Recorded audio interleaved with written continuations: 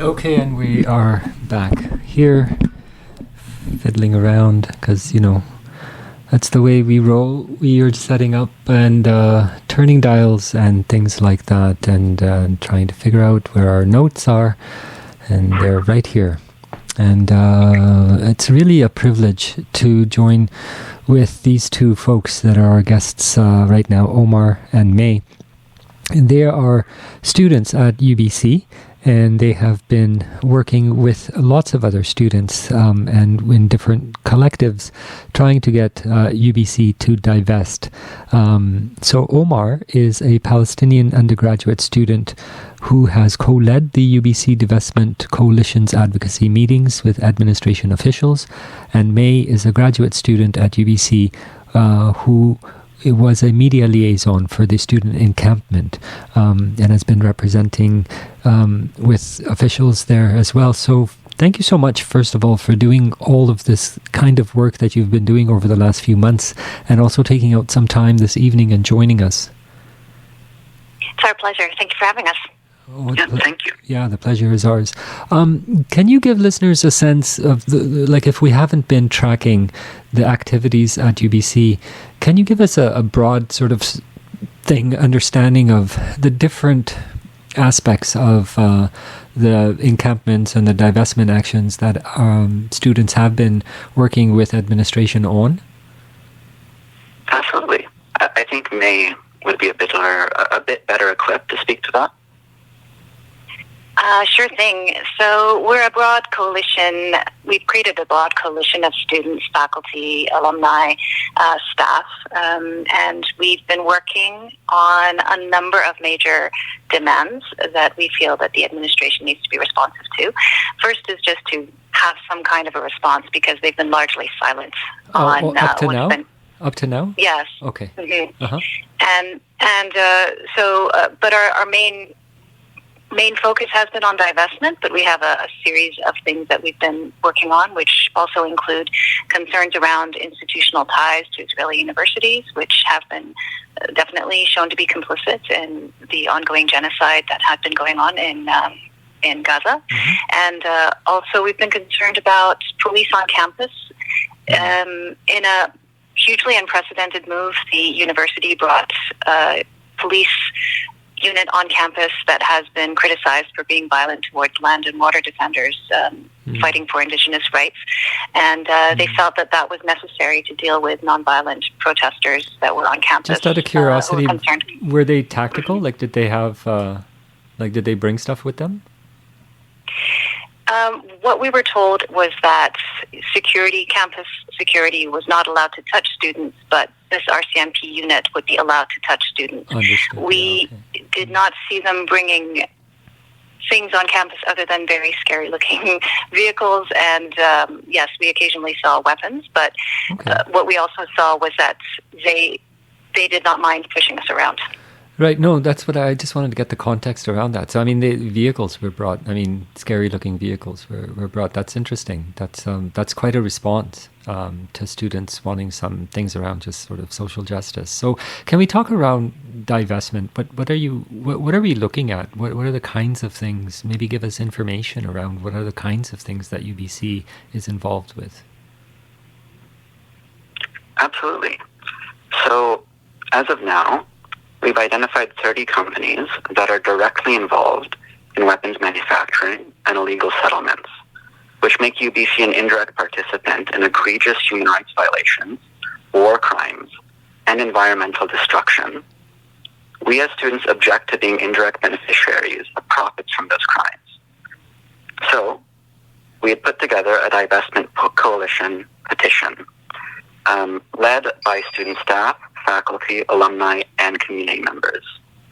And our broad belief here is that UBC as an institution should align its investments, as well as its academic partnerships, with its stated values and institutional obligations.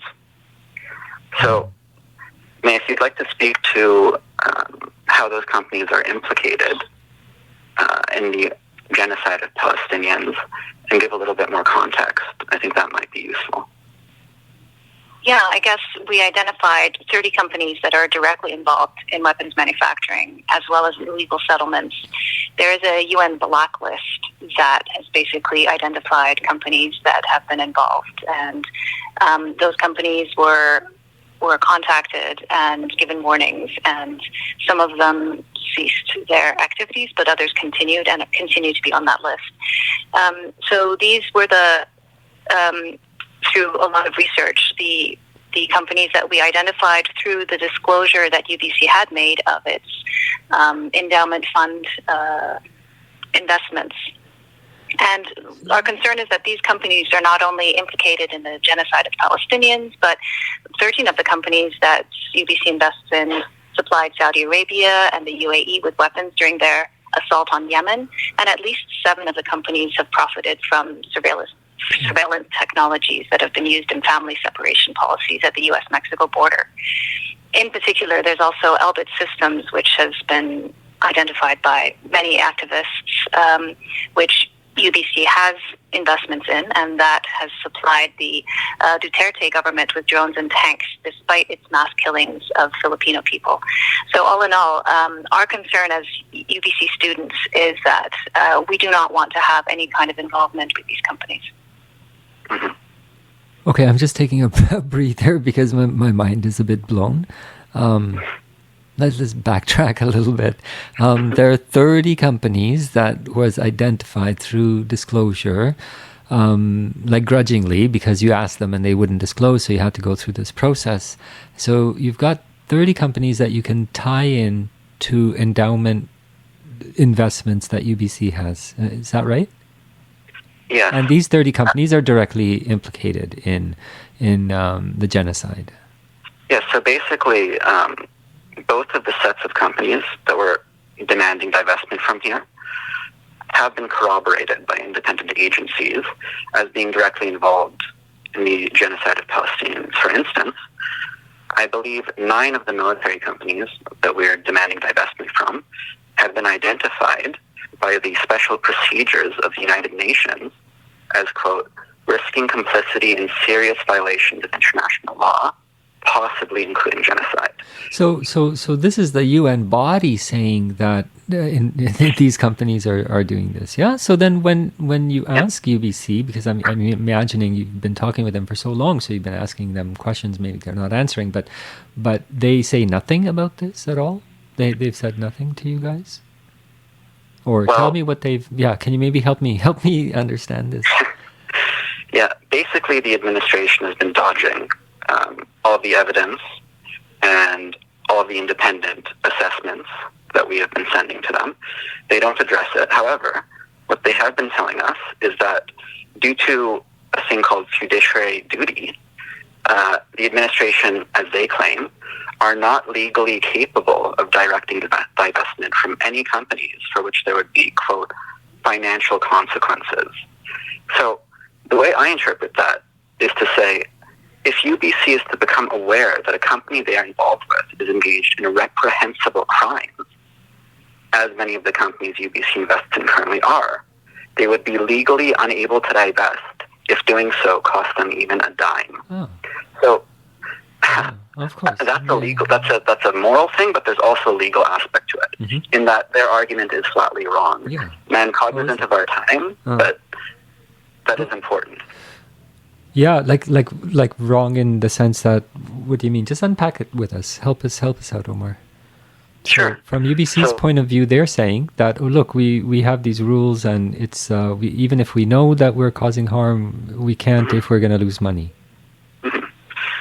So there are a couple aspects here. The first is that, legally speaking, according to the case law, you can look at a number of cases. Cohen v. Scargill, Harries v. the Church Commissionaries, Floss v. Charity Commission, all of those have confirmed explicitly that fiduciary duty encompasses more than just profits. So UBC are using a very narrow interpretation to continue to invest in genocide and continue to do whatever makes them the most profits, in my view. Because as far as I'm concerned, it's a fairly common sense thing that if the university wants to make money without investing in more companies, and companies contributing to illegal settlements, they can. They simply choose not to. Yeah, in such a stupid way, because they're just saying, well, it's profits. So, I mean, the next thing is like, we all know that war increases profits, and the more you have it, then let's just continue doing that. I can understand the dilemmas that students will have going to an institution like this.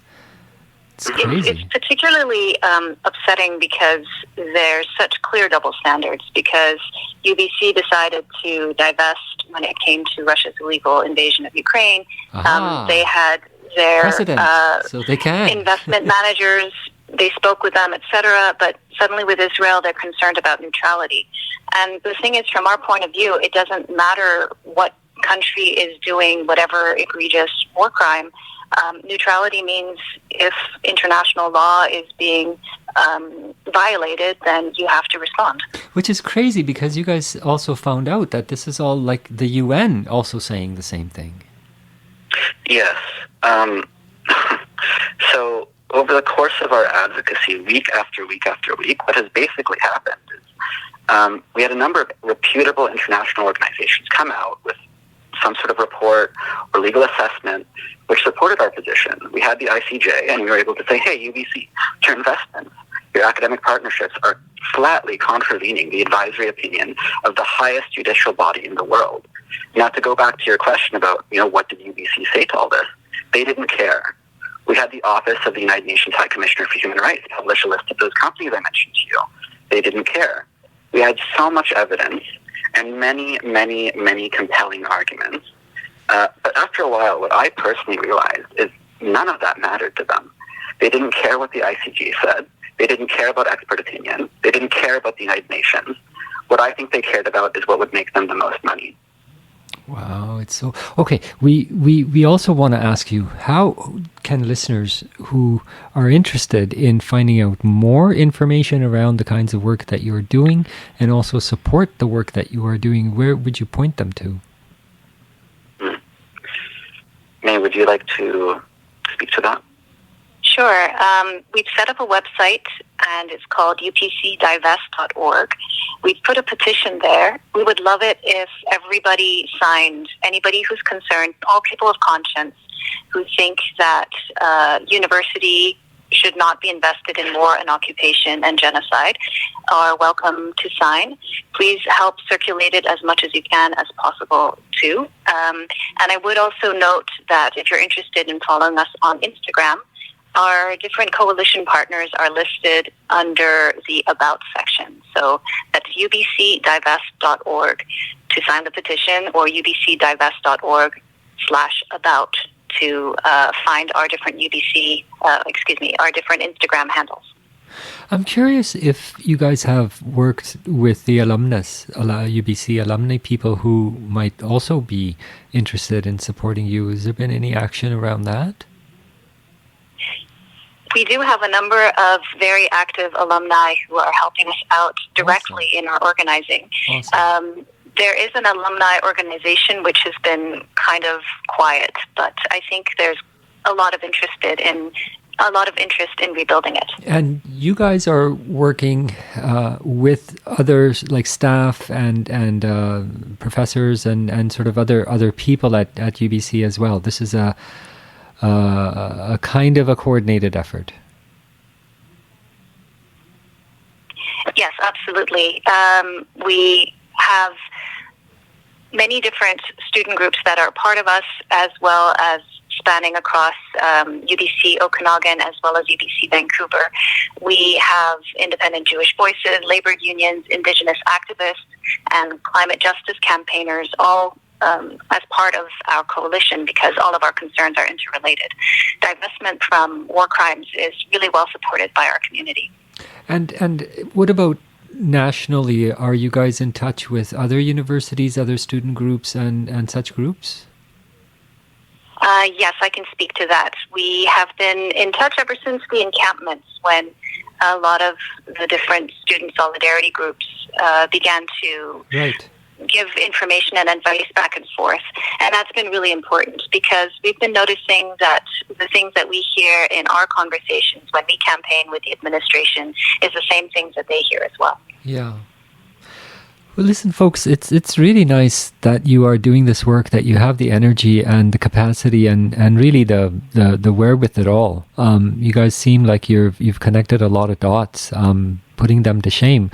It would be really interesting to find out more about what's going on at UBC, why they don't see it. It's such a clear issue. But I'm sure that, this is all connected to the industrial war complex. So UBC and universities across the country have always been supporting this and the colonial project and empire.